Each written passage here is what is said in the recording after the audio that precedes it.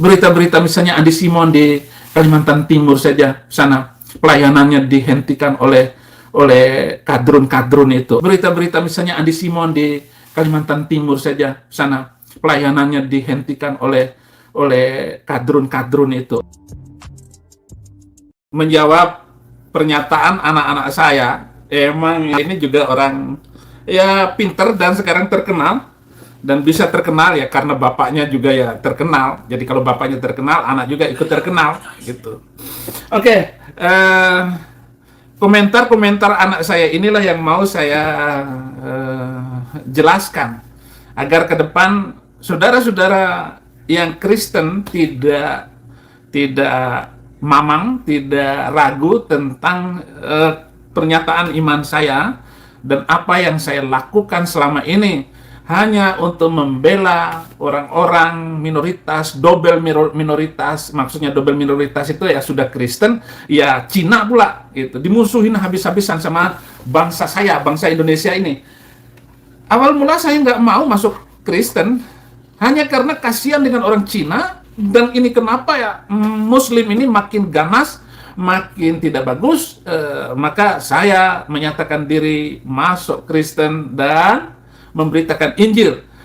Karena kecintaan saya kepada Alkitab itu, akhirnya saya harus melawan semua pemahaman selama ini. Apa yang dikatakan oleh anak-anak saya bahwa saya ini adalah ustadz murni, asli, bukan abal-abal, bukan ustadz sembarangan. Dan saya ini adalah dewan guru dari 1000 guru di Zaitun. Saya adalah 12 dewan guru yang memimpin para guru di sana. Jadi itu Anda harus tahu kedudukan saya. Bahkan saya menyukai bahasa-bahasa Arab, Al-Quran, hadis, sunnah, dan sebagainya. Saya menyukai itu. Jadi kalau Anda ragu tentang Saifuddin Ibrahim, anak saya sendiri yang ngomong.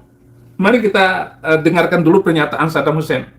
Izin Abi di Amerika di sana, ini artinya kalau misalnya dari apa yang Abi buat ya, perkataan yang kemarin menghapuskan 300 ayat Quran, terus sampai hari ini gitu kan, itu kemudian tuduhan-tuduhan Abi ini ayat-ayat yang menciptakan radikalisme, ayat-ayat yang membuat kerusuhan, yang menjadikan umat Islam ini membolehkan membunuh manusia lain karena perbedaan keyakinan.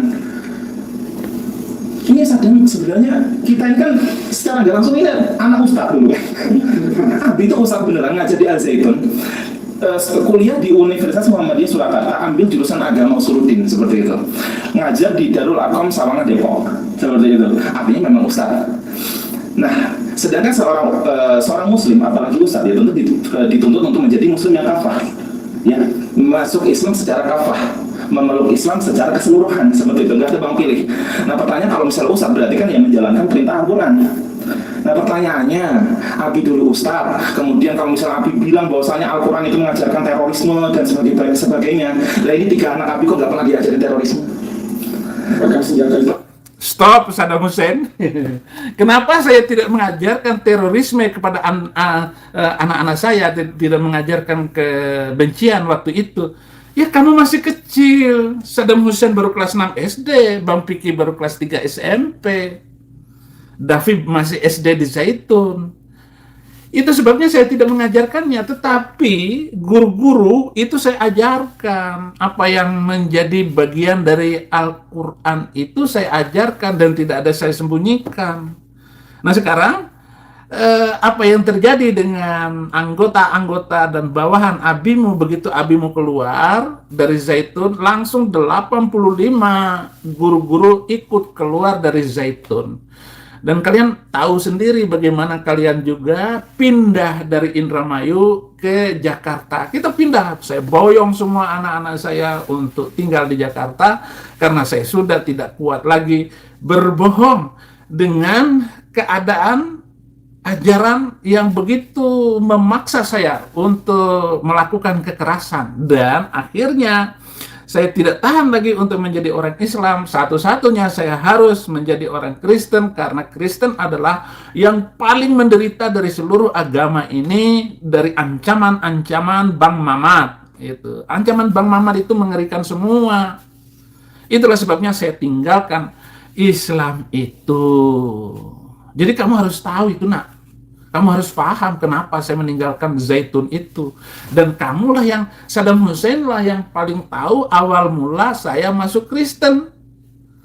Dan kamu sampai nangis-nangis ketika di Surabaya itu, kenapa Abi masuk Kristen? Saya bilang, Al-Quran tidak mampu untuk dijadikan pedoman di dalam membangun sebuah bangsa. Saya harus memerlukan sebuah pedoman, yaitu firman dari pencipta langit dan bumi, untuk membangun Indonesia ke depan. Satunya cara saya harus masuk Kristen. Kamu bilang kepada saya, Abi kan orang pintar, kenapa nggak kembali ke Bima saja untuk menjadi pimpinan Muhammadiyah di Bima? Bima itu terlalu kecil bagi bapakmu ini. Bapakmu harus tinggal di ibu kota, harus besar di ibu kota dan membesarkan kalian itu di ibu kota, bukan di Kabupaten Bima. Itu daerah yang susah dan minus, kabupaten paling minus di NTB ya Bima itu.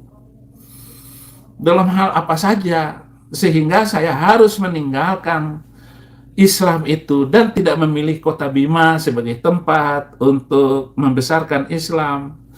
Karena saya harus mengambil satu keputusan, tinggalkan Islam dan meninggikan firman Tuhan, yaitu Alkitab yang mengajarkan hidup, toleransi, dan damai. Ya, tentang Al-Quran sudah berkali-kali saya jelasin. Saya nggak mungkin bertahan di dalam ajaran Islam. Saya harus meninggalkan ajaran Islam itu dan saya harus menjadi pejuang minoritas ini. Di mana orang-orang Kristen di gerejanya ditutup, gerejanya dibakar, pendetanya dimusuhin. Nah, sampai sekarang ini kamu nggak melihat, nggak nonton nggak? Berita-berita misalnya Andi Simon di Kalimantan Timur saja, sana pelayanannya dihentikan oleh kadrun-kadrun itu, oleh orang-orang yang tidak berbudaya dan tidak punya hati nurani itu. Kamu mestinya tahu, nak. Nonton dong. Yang diperjuangkan Abi kamu ini keadilan, kebenaran. Hidup di dalam kebenaran, tegakkan keadilan. Itu perintah Tuhan. Al-Quran juga memerintahkan itu, tetapi Al-Quran mengajarkan juga memusuhi orang lain yang non-muslim. Dimusuhin semuanya. Jadi itu, nak. Kamu harus jangan salah sangka, nak. Apalagi 300 ayat ini harus dibongkar, ayat-ayat kekerasan. Dan itulah yang menjadikan mereka-mereka itu membenci kekristenan, membenci minoritas, nggak suka. Nah, apa salah mereka? Sekarang apa salahnya orang gereja? Masjid tanpa izin dibangun. Gereja harus dibuatkan SKB 3 Menteri untuk boleh sebuah gereja itu. Harus begini, begini. Setelah begini dan begitu, setelah dapat izin, nanti datang FPI. Minta iuran, minta ancaman-ancaman. Itu satu gereja 150.000 minimal itu kalau ada di Jakarta itu. Itu kejahatan FPI. FPI itu turunan Habib Rizik, temannya Habib Rizik, Bang Mamat. Rizik itu kan turunan Bang Mamat. Bagaimana hidup kayak begini? Untung aja sekarang Habib Rizik sudah masuk penjara. Sehingga gereja-gereja aman. Nggak ada FPI, ada FBR. Forum Betawi Rempuk. Itu semua ngancam dan ngambil duit kepada gereja-gereja yang ada di seluruh Jakarta, Bekasi, Bogor, dan Tangerang. Ini kan kejahatan, nak. Kamu nggak tahu itu, nggak tahu. Dan saya harus ngomong. Kenapa mereka membenci Ahok? Karena Ahok itu tegas. Jangan ada itu FPI, jangan ada itu FBR. Organisasi preman kayak begitu. Nah, ini yang saya lawan. Jadi bukan saja itu, tetapi bagaimana menegakkan kehidupan yang benar. Oke, kita lanjutkan Saddam Hussein. Pegang senjata juga pernah. Kemudian santri-santri Abi itu yang di Zaitun itu total 11.000 orang. Di Zaitun itu pernah nggak ada yang kemudian Abi ajarkan cara membunuh non-muslim seperti itu? Bahkan Abi sendiri deh, mungkin kita boleh bertanya nggak sih, Abi itu pernah nggak membunuh non-muslim dulu waktu masih muslim? Kalau Abi jawabnya enggak, berarti memang Islam tidak mengajarkan. Ustaz tidak melakukan itu karena memang tidak diajarkan oleh diajarkan sama Bang Mamat, nak. Saya yang sembunyikan kepada kalian. kita tidak bisa mengajarkan secara vulgar, maka mereka itu, telolis itu semuanya, itu ada gulunya semua. Nah, guru-gurunya itu ya anak buah saya di dalam hal spiritnya. Tetapi saya serahkan semuanya kepada mereka. Kalau begini terus, saya harus meninggalkan Islam. Artinya saya meninggalkan pesantren itu. Jadi begitu Saddam Hussein. 11.000 murid itu memang nggak diajarkan, masih murid. Bagaimana ilmu ini masuk ke dalam kalian semua. Kita ajarkan seluruh pelajaran-pelajaran yang luar biasa semua. Kamu rasakan semua kan? Bagaimana Az-Zaitun itu menjadi sebuah pesantren terbesar, terbaik. Murid-murid itu mendapatkan, ada yang cum laude semuanya. Ada 200 murid cum laude semua di Zaitun. Belajar dulu. Kalau masuk ayat-ayat ini, kebencian ini, nanti kamu rusak duluan. Murid-murid sebelum tamat SMA itu nggak boleh diajarkan ayat kebencian. Nggak boleh. Bapak kamu ini kan dewan guru, pemimpin para guru itu. Dan bapakmu tahu persis apa yang harus diajarkan. Umur berapa kamu waktu itu? Kamu masih kecil, nggak boleh diajarkan kebencian. Nanti kamu bawa pedang pula. Bahaya, nak.